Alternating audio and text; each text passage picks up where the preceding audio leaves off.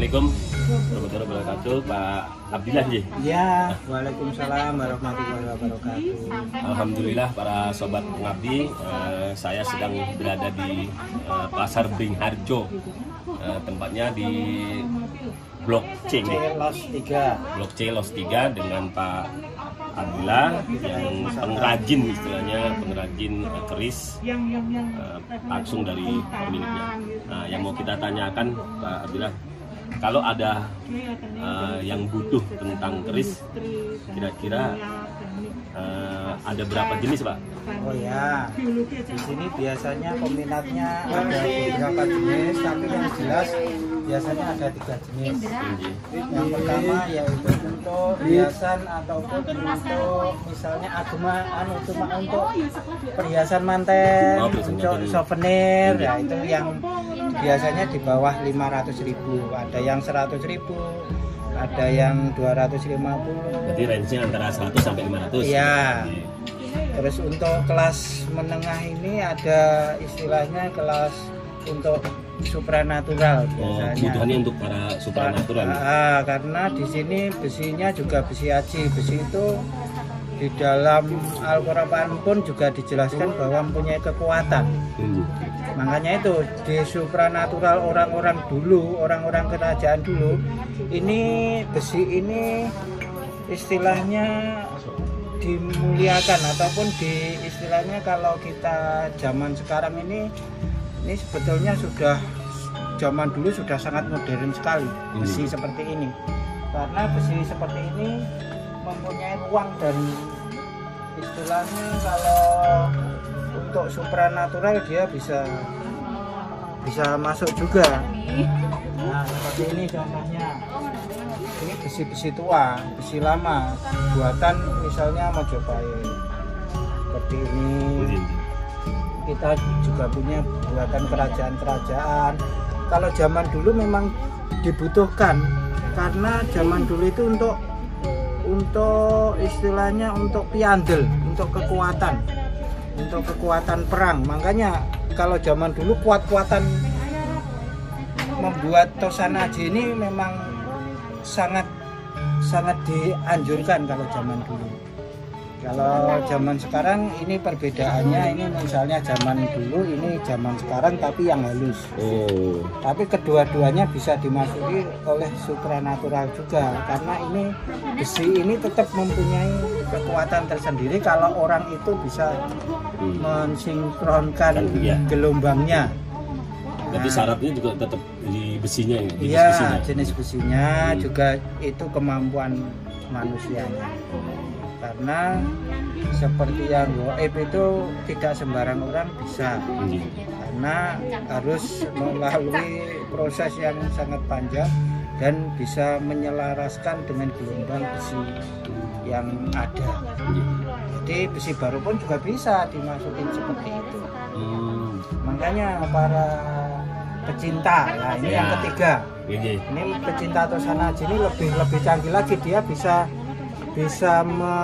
istilahnya menghargai yang lama dan yang baru sesuai dengan tempatnya. Sesuai dengan tempatnya itu maksudnya sesuai dengan cara pembuatannya.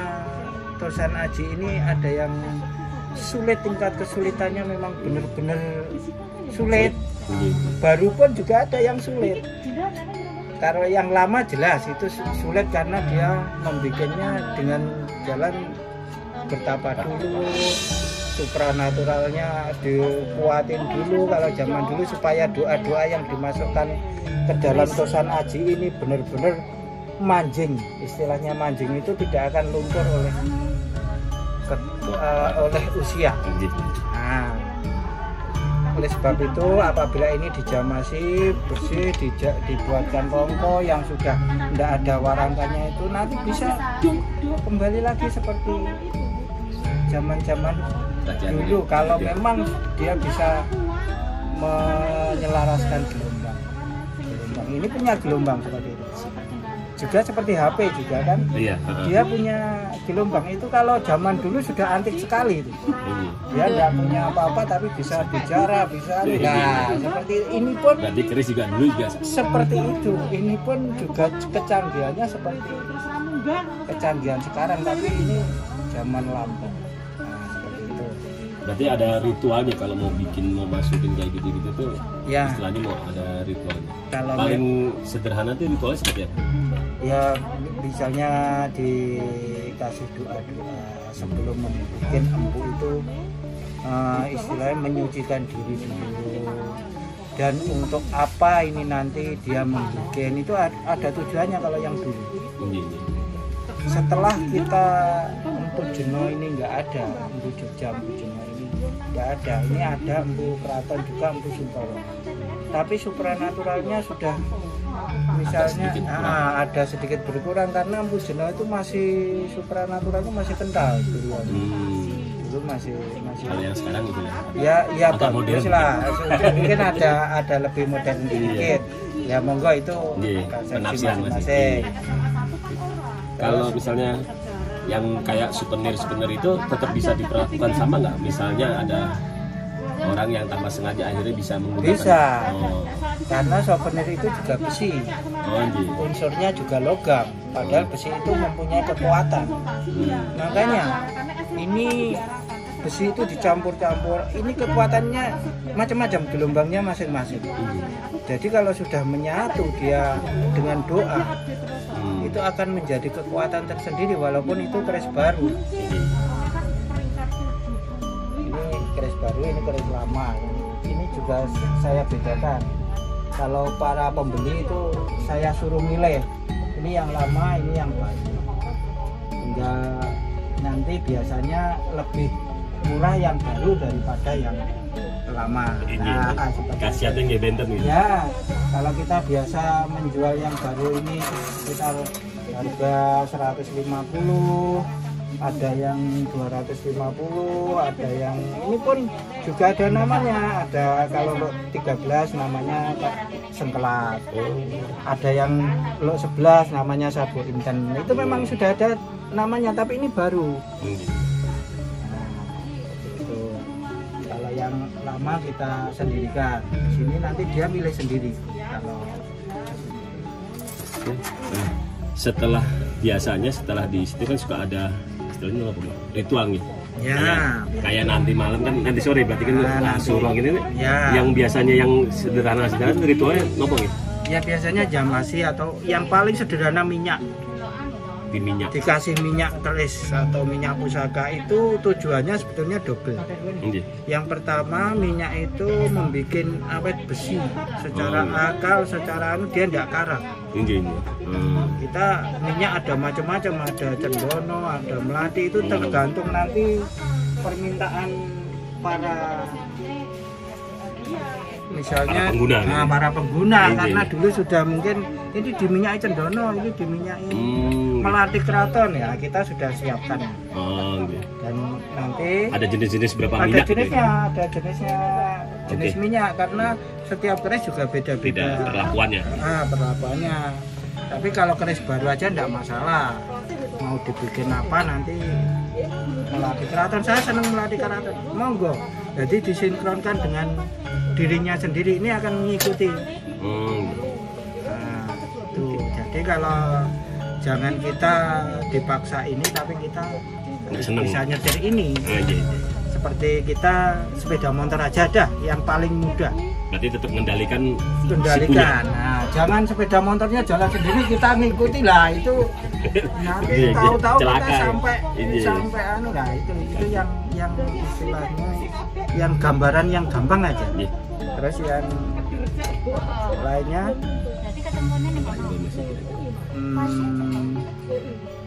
ya untuk kolektor ya, yang terakhir ya. Kolektor itu biasanya mencari yang tangguh, sepuh, utuh. Oh, Pak Abdillah nggih. Punya. Kita sendirikan. Itu kolektor ada kolektor lah. Nanti kita banyak kok pecinta atau sanaji. Itu lebih ke arah istilahnya enggak dulu lagi tapi istilah sekarang. Tapi itu termasuk peninggalan kuno. Jadi Paling tua? contohnya seperti ini.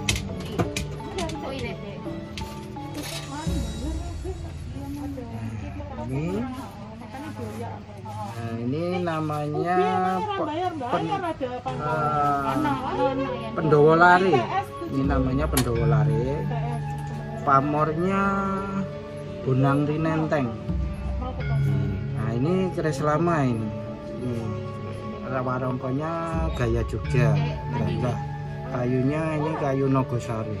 Ini biasanya nanti masuk kolektor seperti ini. Karena dia ini tua. Dan ya sedikit memang ada cacat sedikit, tapi sudah lumrah lah ratusan tahun tapi masih disuruh cacatnya itu yang biasanya yang jadi daya tarik. Ya makanya kalau ndak cacat ini lebih mahal lagi. Itu sudah menjadi istilahnya tangguh sepuh utuh. Nah itu tadi utuhnya itu juga yang dibikin harga menjadi naik. Bukan malah kalau cacat itu karena pernah dipakai dan sakti gitu. Enggak bisa karena utuh itu biasanya besinya bagus dan terawat. Orang-orangnya jelas yang merawat mengerti pusaka. Kalau ini ya lumrah lah, kadang ada sedikit cacat gini. Kalau ini dimaharkan biasanya sekitar 5 juta gitu. Tua-tua ini itu di atas 1 juta lah kalau yang untuk bagus. Kolektor gitu. Ya, itu sudah masuk kolektor biasanya di atas 1 juta. Kalau di bawah 1 juta itu biasanya ya ada yang supranatural, ada yang seneng aja, ada yang itu seperti itu. Ini lama-lama ini kita rawat. Oke, terima kasih Pak Abdillah atas penjelasannya, dan para sahabat pengabdi silakan langsung datang ke kiosnya Pak Abdillah di Pasar Beringharjo, atau nanti dapat menghubungi nomor di bawah yang tertera. Oke, itu aja yang bisa kami sampaikan. Terima kasih sekali lagi Pak Abdillah atas waktunya. Semoga semua menjadi berkah. Amin. Assalamualaikum Salam budaya untuk Indonesia. Amin.